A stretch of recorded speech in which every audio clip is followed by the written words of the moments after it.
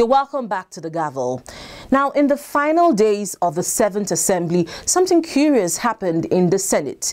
The Senate passed 46 bills at a go, 24 hours to the expiration of the 7th Assembly. What was also interesting was that the bills did not follow the typical legislative procedures. Now, the procedure for lawmaking requires that a bill must pass through first, second, and third reading before it can be passed. However, this did not happen. Watch. The life of the 7th Assembly is to expire on Thursday, June 4th, 2015. This means that the National Assembly is in a race against time to pass pending bills in both chambers. With the clock ticking to the last minutes, the Senate, in a surprising move, passed 46 bills in one swoop without the customary legislative procedure. Some of the bills passed are the Tertiary Education Trust Fund Establishment Act, Office of the Nigerian Financial Ombudsman Bill, Institute of Chartered Trustees of Nigeria Bill, National Convict and Criminal Records Bill, as well as Community Service Bill, National Commission for Rehabilitation Bill, Whistleblower Protection Bill, Family Economic Advancement Program Bill, Family Support Trust Fund, Anti-Torture Bill, and Lobbyist Registration and Regulation Bill, among others. The chairman, Senate's Committee on Rules and Business, argued that it was necessary for the Senate to pass the bills even without legislating on them. Mr. President, with respect, sir, today is the last but one day of the sitting of the House, of the Senate. And Mr. President and distinguished colleagues, we have our bills which we have passed on the floor of this Senate, which, unless the House concurs and passes the bill will not become law. Therefore, the Senate leader, myself, the House leader, and the chairman of Rules and Business Committee met, and we decided that on the basis of legislative reciprocity, that as we take their bills and pass their bills, they will take our bills and pass our bills in the same manner. Mr. President, the bills have been produced and circulated to all distinguished senators. And Mr. President, with respect, unless and until we approve this, all the bills we have passed will be an exercise in futility. I therefore plead with the House, with the distinguished Senate, that we should please agree with this procedure under Order 1, Rule 2 of the Standing Orders of the Senate.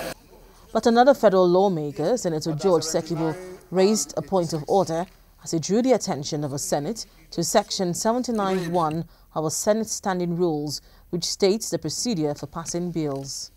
Every bill shall receive 3 readings previous to its passage, which reading shall be in different ways, unless the Senate unanimously direct otherwise, and the President of the Senate shall give notice at each reading, whether it is first, second, or third.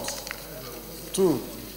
At the conclusion of the first reading or any subsequent stage of a bill, a day should be named by the Committee on the Rules and Business shall be appointed for next stage. Order 86. 86.6.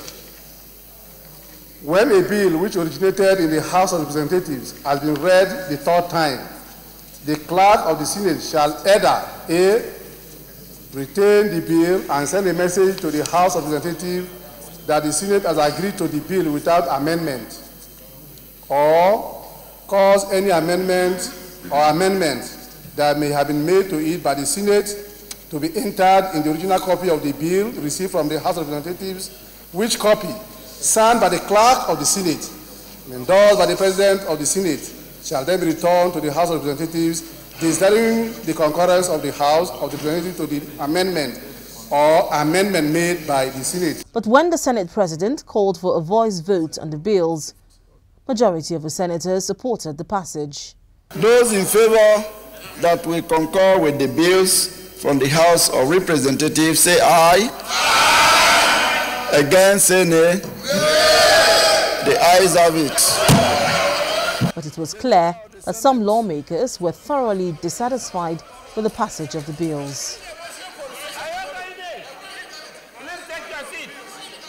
Following the sharp disagreements that arose in the chamber, the Senate President ruled that any lawmaker who disagreed with the passage of the bills could come back with a substantive motion on Thursday.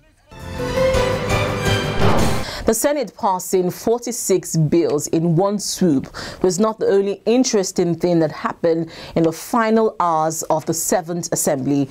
The House of Representatives finally passed the much-anticipated Petroleum Industry Bill.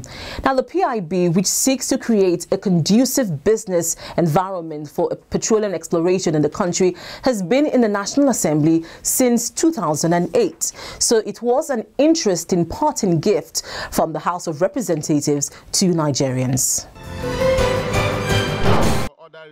In a bid to ensure that the 7th House of Representatives concludes on a high note, 24 bills were listed for consideration and passage. A batch of 15 bills which were transmitted from the Senate for concurrence was the first to be considered. The bills came through a motion seeking that the House suspend Order 12, Rules 80, 81, 82 and 88 and deem the 15 bills passed and concurred with.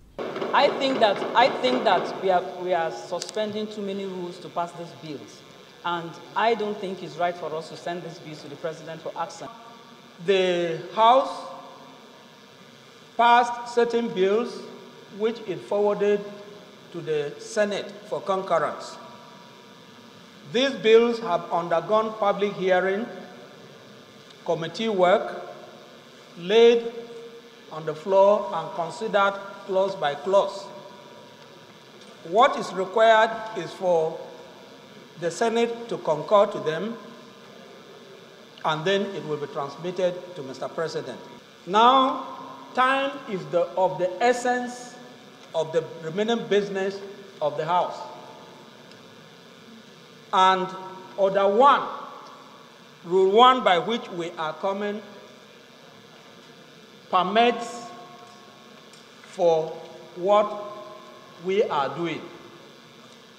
So we proceeded under Order 12, Rule 80, which provides for the procedure for the reading of bills 81, 84, and Rule 88.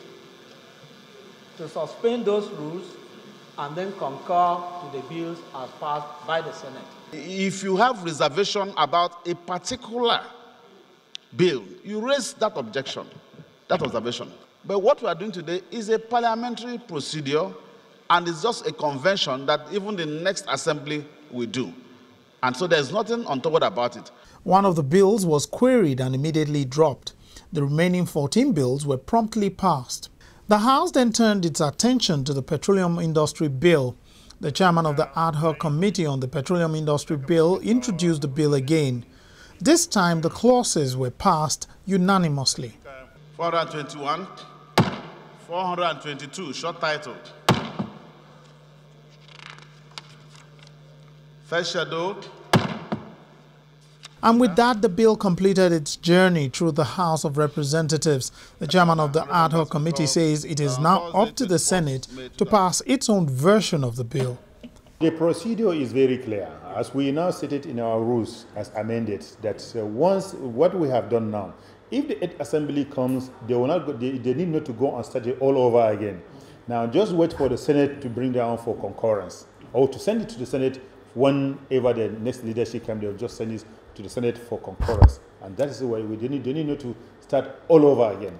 And with this, the House rose from what may just be the last sitting of the 7th House of Representatives. Those in favor of the motion that the House adjourns Senate die, say aye. Those against, say nay. The ayes have it. The House hereby adjourns Senate die.